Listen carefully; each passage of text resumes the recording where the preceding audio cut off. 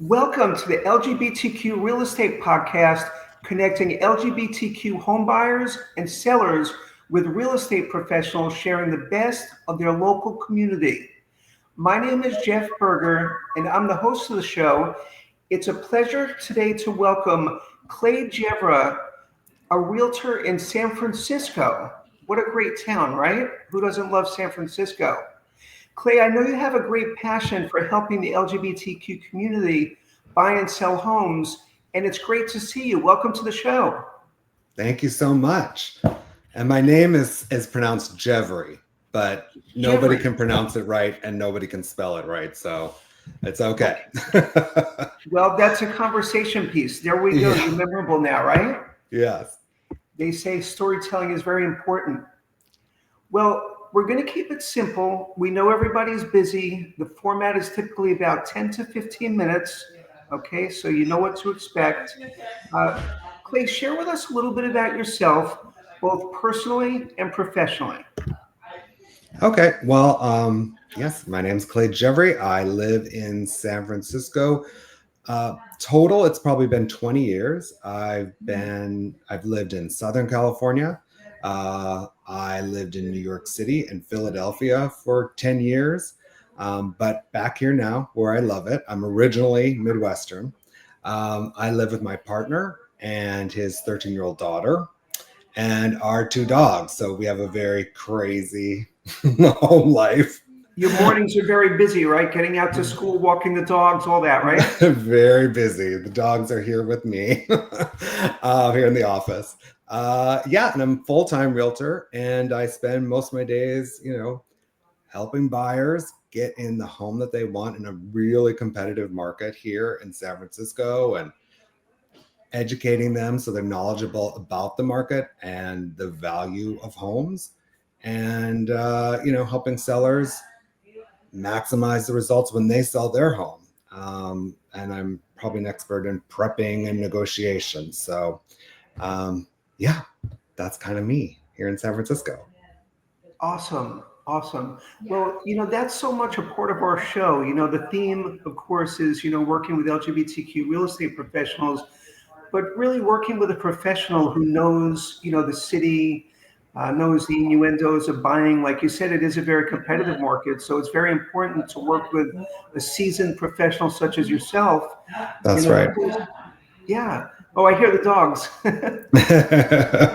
Love it. Love it. Love it. It should be natural. I love it. I say it in a great way.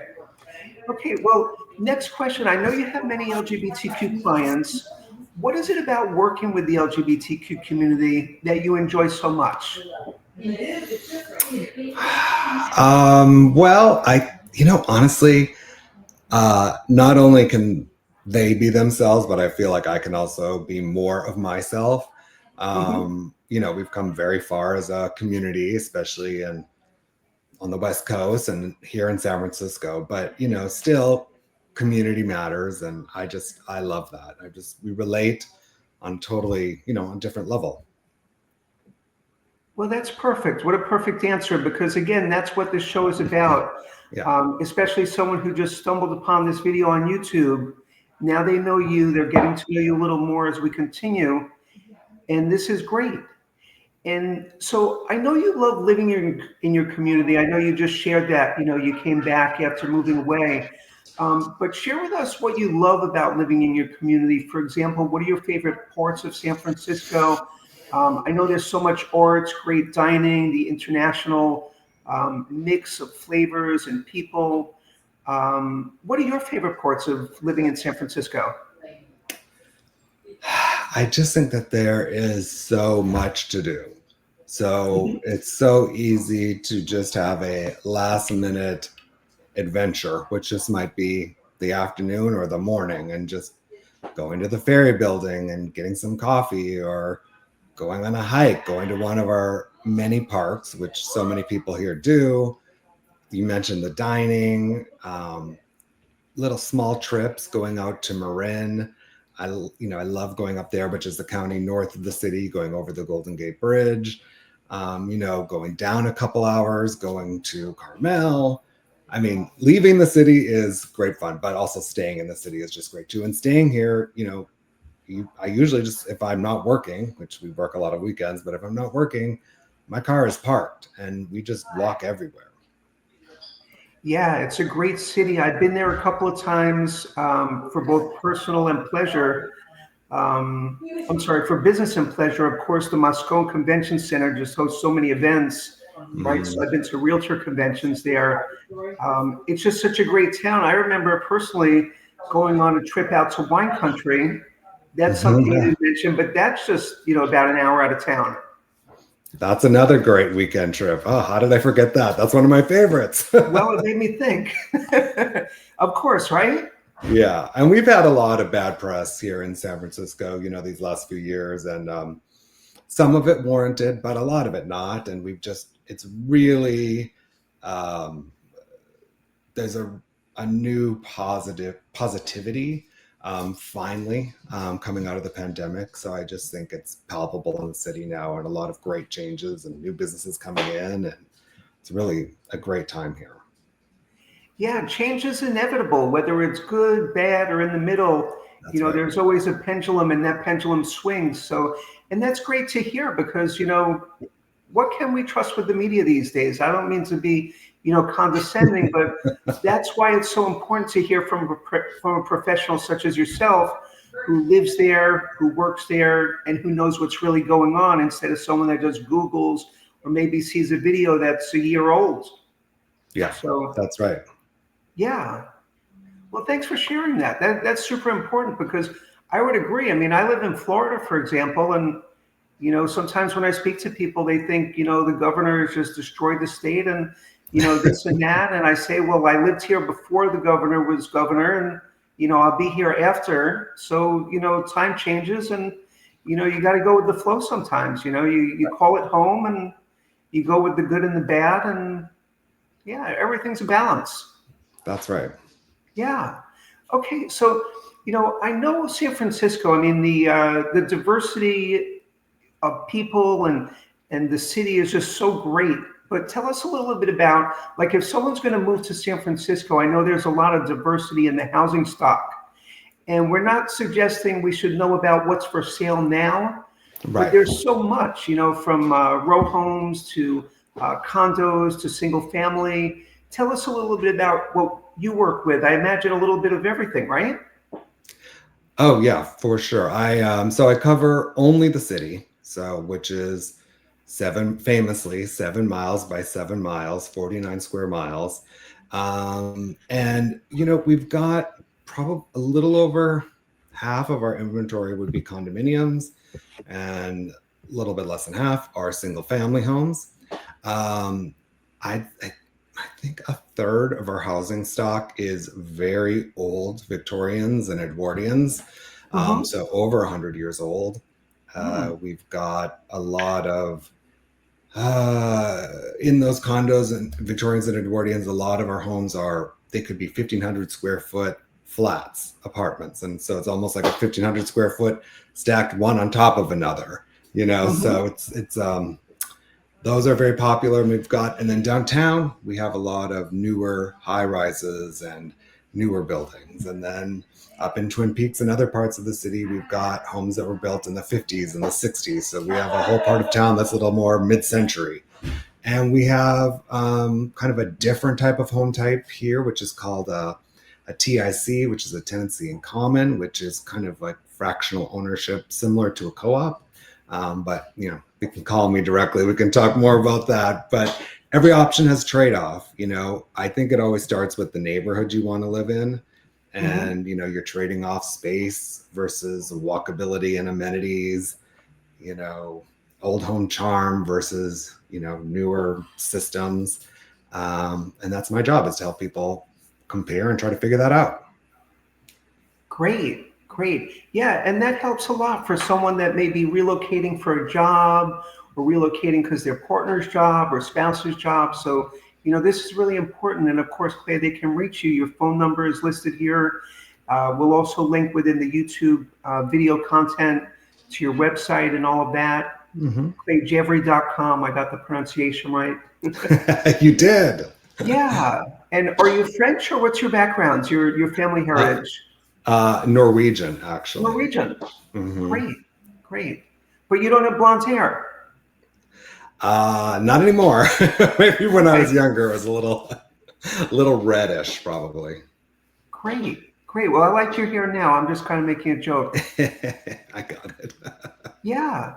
Okay, so I know San Francisco, of course, everyone knows it's, such a gay-friendly town, right? But what should someone, that's moving from out of town, maybe they think there's a new conservative movement going on there. I don't know what people are thinking. This is why we're hearing it from you. What should LGBTQ individuals and families who are considering moving to San Francisco know about the community and its welcomingness to LGBTQ individuals and families? Um, I think, like you said, this city is in particular, we're everywhere here, right? Yeah, yeah. But I think it's more about where you are in your life and lifestyle, right? So you may want to live in the Castro because you're much more active socially, or maybe you're going out to bars and things like that. So you may want to live there. You may want to live in South of Market because that's where you're going to work. So I Hmm. think it's more about your lifestyle and the amenities you want than, being with your people. But it definitely will feel like the Castro will be, our people. But even that's changed. It was more our people, when I moved here 20 years ago than it is now. Sure, sure.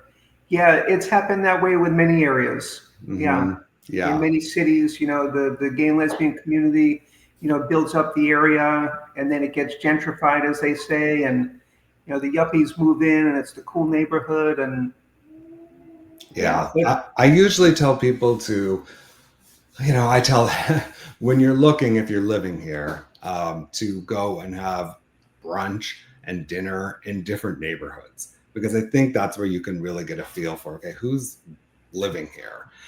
Because pretty much every neighborhood has a local street where you'll go and get coffee and whatnot. So that's probably the best way to just figure out what the neighborhood's like. And um, I'm really good at analyzing, what people want, and then I'll narrow it down. Like, these are probably your, top 5 choices based on what you want to do. And we also have microclimates. I haven't even talked about that. So, our temperatures can vary by 10, 15 degrees from one neighborhood to the other. So we've got wow. the Mission, which is much sunnier, and then we've got Twin Peaks, which is, you're going to be freezing in July. So it's a very different place. Wow. I didn't realize that about San Francisco. That's interesting. Oh yes, yeah. You always have to have a lightweight jacket with you if you leave the house. If you're not going to be back before 3, you better have a jacket, because if the fog rolls in, you'll be freezing. Yeah. But I like that idea you said, have brunch in the area and then have dinner in the area so you could see it during the day and the night. And that's super important. And that's a tip for someone, that's watching this right now to, know when they are home shopping. That's a great idea. Mhm. Great. Okay, so we're on to our last question. When you're not helping people buy and sell homes, what do you like to do? Oh, what do I like to do, or what do I end up doing? Well, like I you mean, said, you walk out your door, sometimes it's just an adventure, right? yeah. I mean, I love to spend time with the dogs and with Claire, my partner's Hmm. daughter, and I like to go to the gym. I'm a big fan of the parks. It's just so easy to grab a picnic and go to the park. That's a big one for me. I love low key dinners with friends. And I love the day trips. So again, going to Carmel, going to Tahoe, going to wine country, going up to Guerneville, which is an hour and a half away. So just Yeah. a lot of things that I love to do here. I was thinking I like to ride my bike, but San Francisco is probably a hard place to ride a bike because of the hills. Well, it depends, because there's parts of the two things. One, there's a lot of the city which is flatter, so it depends on where you live. That's another thing we should talk about, if you're looking and you like to ride bikes. But a lot of people now have e-bikes, and they'll That's help you get true. up the hills when you need it. So Yeah. Great, great. Well, Clay, we're at 15 minutes. We did just Okay. perfect. And this was great. Awesome. Thank you so much for joining us on the show. Thank you, And for Jeff. anyone watching this, please reach out to Clay. He's happy to help you in San Francisco. And yeah, we'll see you on YouTube. Sounds great. Thank you so much. A pleasure. Okay. Okay, bye. Bye, Jeff.